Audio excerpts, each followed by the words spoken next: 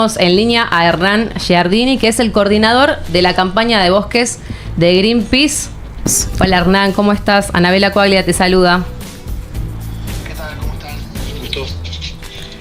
Te queríamos preguntar cuál es la situación actual de los bosques nativos acá en Argentina. Mira, estamos entre los 15 países con más pérdida de bosques a nivel mundial. Año a año se pierden cerca de 200.000 hectáreas. Para que se dé una magnitud, son 200.000 hectáreas o 200.000 manzanas, ¿no?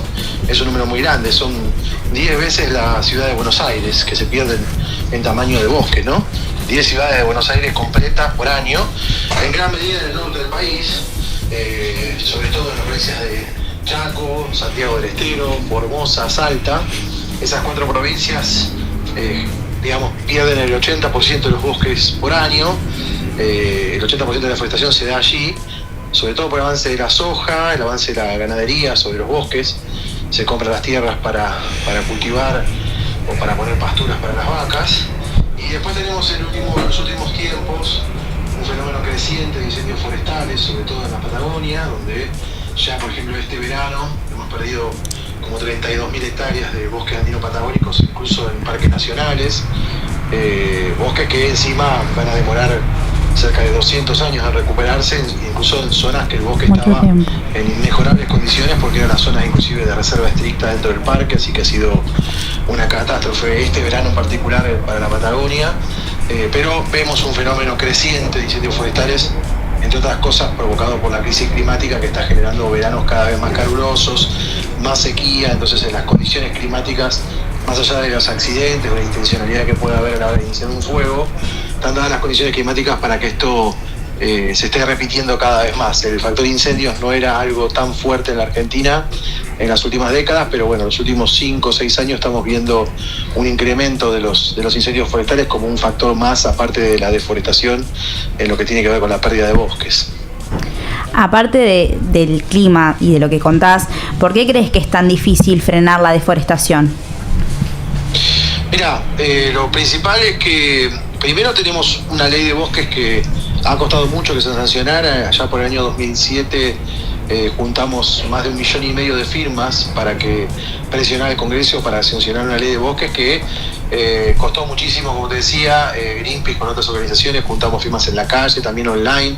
Pensemos, año 2007 no existían las redes sociales, así que la difusión era con el correo electrónico. La gente se reenviaba el correo electrónico y después entraba a una página y adhería, y al mismo tiempo hasta con planillas en la calle se juntaban las firmas, ¿no? Sí. Así que era muy difícil también lograr que un mensaje se viralice, que la gente se entere.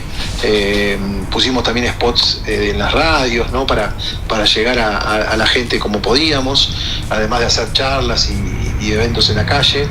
Pero la ley es una ley que en aquel momento lo que se logró es que limitara la deforestación, no que la prohibiera de forma completa, porque obviamente las provincias quieren seguir deforestando para promover algunas actividades como la ganadería, la agricultura, el turismo, las actividades inclusive inmobiliarias dentro de los bosques. Así que la ley lo que hace es básicamente limitar a ciertos lugares a donde se puede, con un montón de requisitos de forestales, y algunos lugares que no. Lamentablemente la ley se cumple a medias. Si bien ha bajado un poco la deforestación, si uno la compara con aquella época en la que perdíamos cerca de 400.000 hectáreas, podemos decir que la deforestación bajó a cerca de la mitad. Sigue siendo muy alta, sí, para lo que uno esperaría casi 18 años después de la sanción de la ley. Pero el gran problema es que las multas como sistema para quien deforesta igual sin permiso o a donde no está permitido, no está alcanzando para frenar, porque a veces lo incorporan como parte del costo del negocio, ¿no? De comprar una tierra barata, sí, de deforestarla, pagar la multa. Es tanto lo que van a ganar produciendo soja o ganadería, que muchas veces se exporta a China o a Europa, que deciden hacerlo ilegalmente. Así que el sistema de multas no está frenando a la voracidad empresarial. Y es claro que una de las cosas que venimos planteando es que lamentablemente no nos va a quedar otra que tratar de incorporar el delito penal a la hora de destruir un bosque, porque hoy no es un delito penal, es una multa económica. Claro. Hoy es más delito a quien se roba un pan para comer tiene una causa penal, puede ir preso por robarse un pan para comer. En cambio puede tener un bosque del tamaño de la ciudad de Buenos Aires y capaz que no va a ir preso. Y estabas contando que ahora hay mayor difusión en las redes sociales y demás. ¿No crees que ahora activando desde este lado, ¿no?, desde todas las redes que conocemos hoy en día, poder llegar a lograr eso? Sí, pero al mismo tiempo hay mucha información, también es difícil, digamos, la información antes estaba más fragmentada, estaba un poco más concentrada. Vos lograbas que este tema lo hablen en un canal de televisión y te veía a la mitad de la gente, ¿no? Porque la mitad de las personas miraban el mismo programa, las radios eran las 3, 4 las que se escuchaban más fuerte. También las redes sociales, si bien hacen que uno pueda acceder, cuando la busca la información, también hay mucha información y también está muy segmentado el consumo, ¿no? Digamos, como las redes sociales también hoy están funcionando de una manera muy teledirigida a tu interés. Los algoritmos hacen que si vos sos persona que te interesa el medio ambiente, vas a recibir información de medio ambiente, pero si no sos una persona que normalmente siga páginas ambientales o ese tipo de cosas, es muy difícil que te llegue algo, ¿no? Entonces también está difícil, si bien obviamente abarató los costos para poder llegar a más gente con la información, también la sobreinformación no hace tan fácil que los temas se generalicen, y también hay un tema complicado que es que los temas como que pasan de moda muy rápido, ¿no? Uno ve un video, se interesa, lo difunde, hoy es viral la noticia y mañana ya como que ya fue la noticia, ¿no? Del desmonte. Antes perduraban un poco más las noticias o la preocupación sobre un tema. Es como que todo lo que es noticia a la mañana, a la tarde ya dejó de serlo. Así que también, de alguna manera, los que tratamos de impulsar algunos temas de fondo, luchamos contra esa indiferencia o contra esa la cosa más efímera, ¿no?, que a veces pasa con las redes, ¿no? Sí, Hernán, acá Joel, un gusto. Mencionaste todas estas problemáticas acerca de que involucran, por ejemplo, a grandes empresas, grandes industrias. ¿Qué puede hacer una persona como nosotros, ¿no?, desde este lado, para poder aportar a esas causas, para poder dar una mano con toda esta problemática que viene siendo con la deforestación, con todo lo que impacta en el medio ambiente? Mira, obviamente que involucrarse, por un lado, hay siempre organizaciones como Greenpeace y otras que hacen campañas, a veces de recolección de firmas, a veces invitando a la gente a escribirle a tal empresa, por ejemplo, que está deforestando. Nosotros lo hemos hecho recientemente, por ejemplo, con la empresa Manaos, que compró campos en Santiago del Estero, estaba desmontando los dueños para ganadería, y la gente le enviaba correos a la empresa. Hay veces que se logra que la empresa sienta la presión y frene, a veces que no, pero es muy importante participar de las campañas cuando se invita a la gente a sumarse, a dejar su firma. Esa presión de 1 millón de personas, de 500.000 personas firmaron para algo, genera a veces presión al Congreso o a las empresas a que cambien. También es muy importante, en los casos que la gente tiene la posibilidad, el aporte económico es muy importante. Para nosotros, por ejemplo, somos una organización que solo recibe fondos de personas, no recibimos plata de empresas, de gobierno, de partidos políticos. O sea que todo lo que vende Greenpeace es porque hubo una persona que puso un granito de arena, y los miles de seguidores que nos ayudan con todos los meses un granito de arena para poder movernos. Pero también, obviamente cuando son problemáticas muy cercanas a tu barrio, a tu lugar, y juntarte con la gente que ya está haciendo cosas, o crear también tu propia organización de vecinos que pueden estar, acá es como el Eternauta, nadie se salva solo, así que hay que juntarse para presionar, ¿no? Y somos como en general los temas ambientales afectan a muchas personas, somos mucho más lo que queremos que se resuelva, y normalmente quien está detrás y que se está beneficiando son un puñado que tiene la impunidad de que la gente no lo sepa o que no se junte para poder frenar esta impunidad que a veces tienen de contaminar, de deforestar, ¿no? Así que es importante activar, primero obviamente desde las redes, pero también no solo desde las redes, también informarse, intentar decir más, aprender más. Muchos de estos temas no están en los medios de comunicación o tienen un espacio acotado, así que también a veces hay que decir, ir uno a buscar la información que está disponible y que está bueno ver videos y primero informarse mucho y entender qué es lo que está detrás y ver desde cada uno de su lugar hasta dónde puede sumarse. En nuestro caso hasta tenemos voluntarios que ponen su tiempo para hacer un montón de actividades, desde pintar un cartel hasta dar charlas en el colegio, hasta inclusive participar de las protestas, ¿no?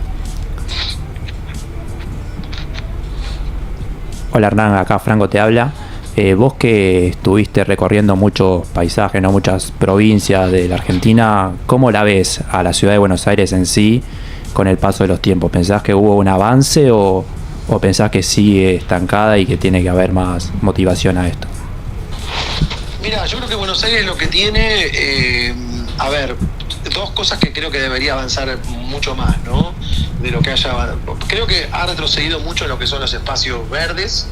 Se han creado muchas plazas, muchos espacios públicos, pero mucho cemento, ¿no? La realidad es que mucho espacio público, por una cuestión de mantenimiento, se ha decidido hacer las famosas plazas secas, ¿no? En vez de generar espacios verdes reales, ¿no? Ha perdido mucho espacio público en ese sentido la ciudad, de tener parques, grandes parques, compiten contra los negocios inmobiliarios, ¿no? De crear una torre, de generar un espacio, un shopping, ¿no? Eso por un lado, que me parece que es calidad de vida, además de ambiental, ¿no? Digamos, desde el punto de vista ambiental, pero también de la calidad de vida de vivir en una metrópoli de ese tamaño. Pero por otro lado, creo que a nivel transporte, si bien, por ejemplo, el único avance más o menos ha sido obviamente algo de la línea de subte o, por ejemplo, el transporte público es deficiente todavía. Me parece que tiene muchas líneas de colectivo con un sistema bastante complejo, muy poco colectivo eléctrico, o sea, hay mucha contaminación urbana y emisiones a partir del transporte. Creo que el transporte es una de las cosas, por ejemplo, las bicisendas han sido una experiencia que se ha hecho a medias. O sea, tiene mucho todavía Buenos Aires para copiar de muchos lados, como por ejemplo, no sé, de Holanda, en Ámsterdam. Es una ciudad que antes era un caos de tránsito en los años 80 y hoy es una ciudad donde hay más bicicletas que personas, ¿no? Digo, hay muchas cosas que copiar buenas de otras ciudades, buscando una calidad de vida mejor, y creo que podrían aumentarse mucho más los espacios verdes y también el trabajo, pensar un transporte público más amigable y obviamente el fomento a los transportes eléctricos y no los en base a petróleo y obviamente la bicicleta como medio de transporte con bicisendas seguras podría ser algo interesante también a mejorar en la ciudad, ¿no? Hernán, hablas. Lo que tiene que ver con el reciclado, sí, que se hizo una ley de basura cero que nosotros impulsamos en su momento para que haya metas de reciclado que después, bueno, se empezaron a cumplir en un momento y ya desde la época de Macri empezó a decaer el cumplimiento de la norma y está lejos de alcanzar las metas de reducción de la basura, que recordemos que la basura que se produce en la ciudad de Buenos Aires termina en residuos de la provincia de Buenos Aires, que recibe la basura de la ciudad y contamina a otros vecinos de otras ciudades, ¿no? Así que eso es un tema no menor. Es un tema complejo de casi todas las ciudades medianas y grandes, el tema de la basura y de lo poco que se recicla y de lo mucho que hay de envases descartables, ¿no? Yo creo que en el día a día uno tiene que tratar de evitar esos plásticos de un solo uso, ¿no? Que ya el plástico de por sí es un problema, imagínate cuando solo es de un solo uso, ¿no? Una bandeja o un vaso de plástico que lo vas a tirar a la basura, lo usaste una vez y que va a estar por siglos ahí contaminando y va a terminar seguramente en el océano, contaminando los océanos.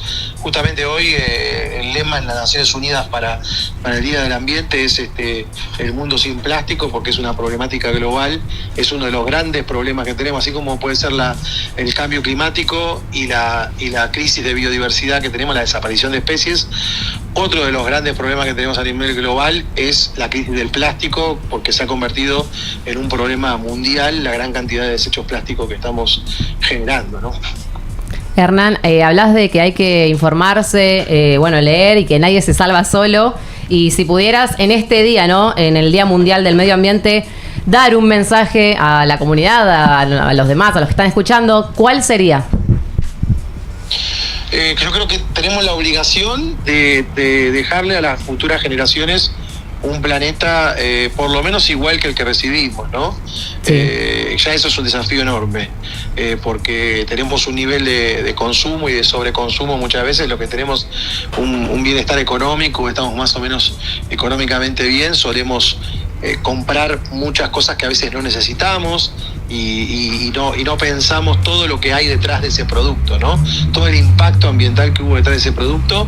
Creo que tenemos que pensar 2 veces a la hora de consumir algunas cosas y obviamente tener una actitud activa frente a un planeta que nos está dando un montón de señales de agotamiento y que va a continuar, porque si el planeta colapsa, lo que va a hacer es desaparecer la raza humana, va a desaparecer, vamos a desaparecer nosotros y el planeta después se va a recuperar sin nosotros. Así que tenemos que empezar a sentirnos parte de dejar de pensar a los bienes comunes como recursos naturales, como recursos infinitos, sino que somos parte de un sistema y que no lo tenemos que cuando lo dañamos nos estamos dañando a nosotros mismos. Así que invito a que desde la reflexión pasemos a la acción. Bueno, qué lindo esto que decís de sentirnos parte. Te agradezco mucho por tomarte el tiempo de comunicarte con nosotros, con mate en mano. Gracias, Hernán, por esta comunicación. No, un abrazo grande y bueno, en la página de Greenpeace, greenpeace.org.ar pueden recibir y ver más información. Muchas gracias. Bueno, estuvimos en comunicación con Hernán Giardini, que es el coordinador de la campaña de bosques de Greenpeace. Nada más y nada menos. Tremendo.